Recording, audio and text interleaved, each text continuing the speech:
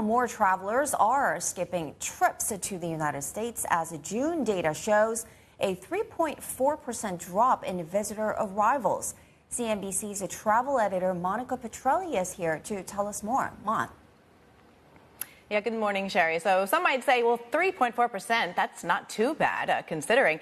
However, if we look to June of last year, when arrivals to the U.S. were up 13%, and that is really the overall trajectory we see for the U.S. and most countries is to see arrivals going up. Well, it puts that negative 3% into perspective. Now, of course, this data is advanced data. It's not final yet. It does not include arrivals coming from Mexico and Canada. We know no country has responded as much as Canadians have in terms of postponing or canceling trips to the U.S.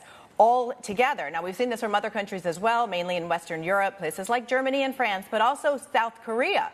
This is slightly offset by increases from other spots like Israel and Argentina. But really, going through all this information had me start wondering, well, how are Southeast Asians responding to the U.S. right now? Are they really wanting to take trips there or not? And so CNBC Travel commissioned a survey to find out.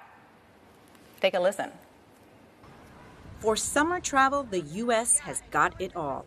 Beaches, mountains, cities, and countryside. But this year, it's also got tariffs, stricter border policies, and an America First agenda that's prompting some travelers to holiday elsewhere. We're the biggest carrier that flies into the United States. We fly to over 50 cities within the United States.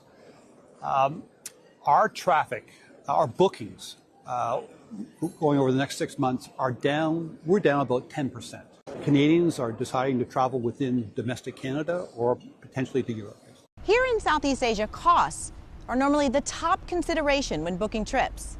However, when it comes to the U.S., travelers have different concerns.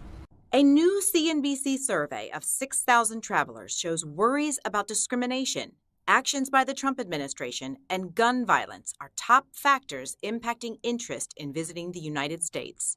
These concerns, though, are not enough to stop all travelers, particularly those from Vietnam and the Philippines, from heading stateside.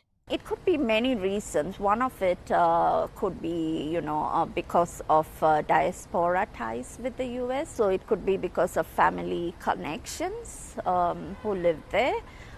Besides that, there's the aspirational factor and the soft power of U.S. culture, through movies and through, TV shows. That still is very attractive.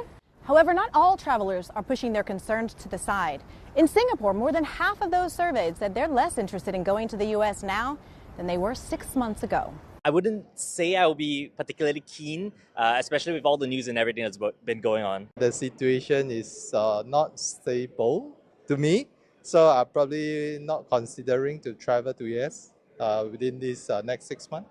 My perception of the US has changed over time, but specifically over the last 6 months, I feel that it's become more of an unsafe place. Yeah, because of my racial status.